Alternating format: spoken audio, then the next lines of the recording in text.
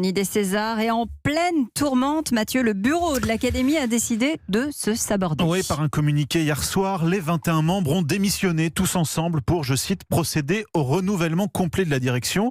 Je vous rappelle qu'à l'intérieur, on est le président depuis 2003. Il ne s'est pas exprimé d'ailleurs depuis cette annonce. Mais la vice-présidente Danielle Thompson a pris la parole sur Europe 1. On l'écoute.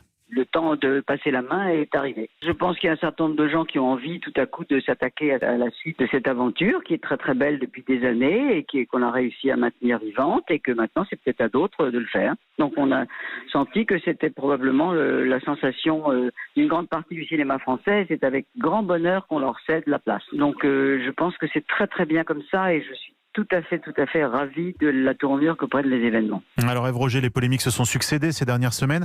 Ça devenait intenable pour les membres de l'Académie. Et oui, ça faisait longtemps que le milieu se plaignait de l'absence de parité au sein de l'Académie des Césars, mais la tension est montée d'un coup mi-janvier au dîner des révélations, quand Alain Terzian a refusé de façon autoritaire les marraines choisies par deux jeunes acteurs, en l'occurrence Claire Denis et Virginie Despentes. Et puis les bugs se sont enchaînés, les 12 nominations pour Roman Polanski pour son film J'accuse, et puis cette tribune tonitruante lundi dernier signée par les plus grands noms du cinéma français, d'Omar Sy à Céline Sciamma, de Jacques Audiard à Agnès Jaoui ou Michel Hazanavicius. Eux reprochent au président de l'Académie des Césars de fonctionner avec son conseil d'administration en cercle fermé. Un club, dit Ariane Ascaride, qui décide de tout, le déroulé de la cérémonie des Césars, les Césars d'honneur, le budget, et cela en toute opacité.